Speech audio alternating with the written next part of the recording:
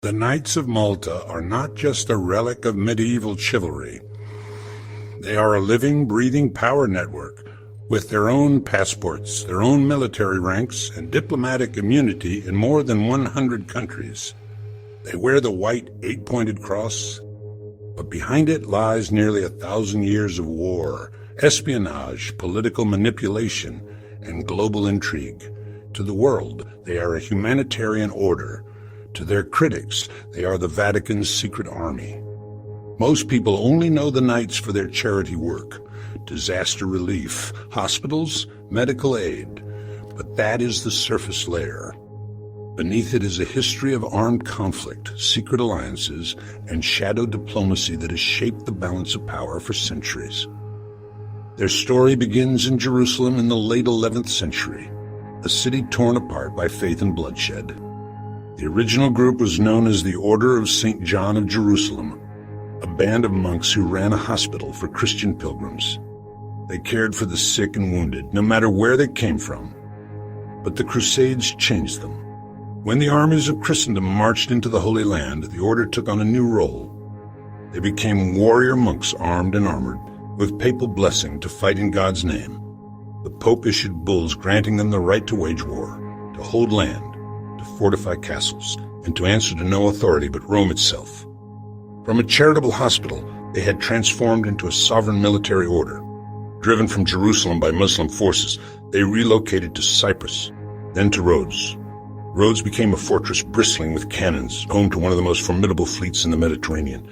From there, the Knights raided enemy shipping, attacked Ottoman ports, and projected Christian power deep into Muslim-controlled waters. In 1522, the Ottoman Sultan Suleiman the Magnificent laid siege to Rhodes with an army of over 100,000 men. The Knights held out for 6 months against impossible odds before finally negotiating safe passage. It was a humiliating defeat, but it did not end them. 8 years later, the King of Spain granted the order the island of Malta. From its rocky shores, they built an impregnable fortress and a fleet that dominated the central Mediterranean. They clashed with the Ottoman navy in countless raids, the most famous being the Great Siege of 1565. Outnumbered and outgunned, the Knights and the Maltese militia fought off a massive invasion, killing tens of thousands of Ottoman soldiers.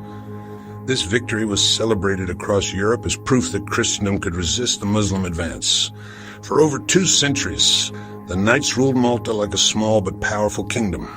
They minted their own coins, built vast fortifications, and ran a global network of commanderies, estates and assets donated to them by kings and nobles. Their wealth was staggering. Their loyalty to the Pope was unquestionable. But in 1798, history caught up with them. Napoleon Bonaparte, en route to his invasion of Egypt, stopped at Malta. The order's rules forbade them from fighting fellow Christians, so when Napoleon's fleet arrived, the Knights surrendered without a battle. Napoleon plundered their treasury, stripped their fortress, and expelled them from Malta. At this point, most military orders would have vanished into history. But the Knights of Malta did something extraordinary. They adapted to a world where they no longer had land. They declared themselves a sovereign entity without territory, recognized under international law. They kept their hierarchy, their titles, their rituals, and, most importantly, their diplomatic privileges. Operating from their new headquarters in Rome, they shifted from open warfare to a different kind of power.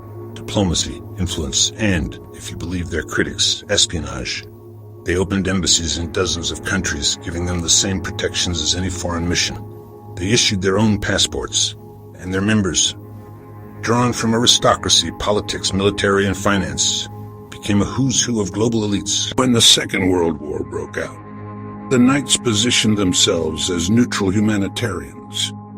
They ran hospitals, delivered medical supplies, and offered relief to civilians on all sides.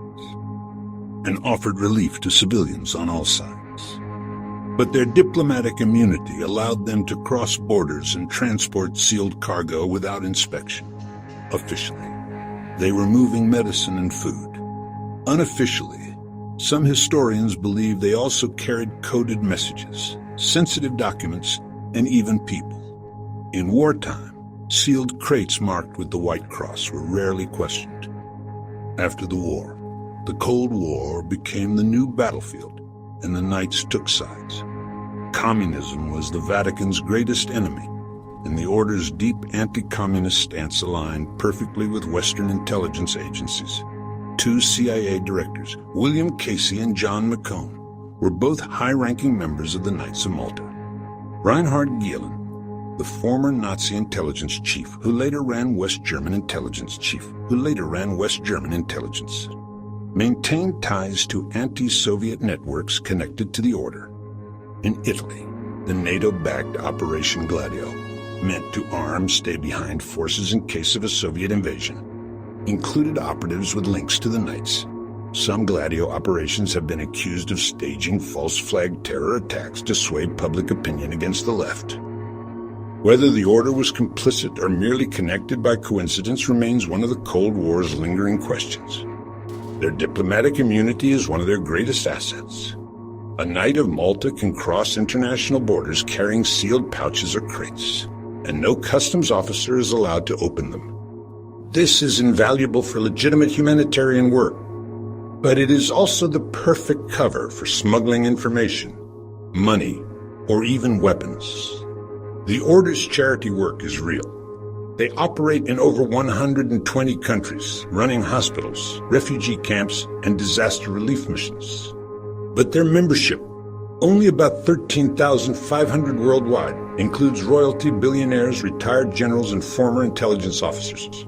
It is a network of influence that spans the globe. Scandals have dogged the Order in modern times. In 1989, Italian journalist Gianni Manoli accused the Knights of facilitating armed shipments to Central America during the Cold War. In 2017, a bitter public dispute between the Grand Master and Pope Francis erupted over allegations of distributing contraceptives in Myanmar, a scandal that masked deeper battles over control of the Order's finances. Leaks have suggested offshore accounts, hidden assets, and quiet political lobbying. Some researchers argue the Knights are still what they were in the Crusades, a disciplined, oath-bound military force. Only now their weapons are information and influence. They have the Vatican's blessing, access to world leaders, and the ability to move globally without interference. They are welcomed in war zones, meet with heads of state as equals, and operate in places even the United Nations struggles to reach. Their critics say they are a parallel diplomatic service loyal first to the Pope. The Pope, not to any country. Their defenders say they are simply an elite humanitarian organization with centuries of tradition. The truth may be somewhere in between, or it may be something far more secretive. For nearly 1,000 years, the Knights of Malta have survived crusades, sieges, exiles, and the fall of empires. They fought the Ottomans with cannons, the Soviets with covert operations, and perhaps today they fight unseen wars in boardrooms and back channels. The white eight-pointed cross no longer flies over castle walls, but it still moves silently across the world, carried by men and women whose allegiance is sworn to a cause the public will never fully see. They are healers, they are warriors, they are diplomats. And if history has taught us anything about the Knights of Malta, it is this. They do not fade, they adapt, and they endure, always in service to the power behind the throne.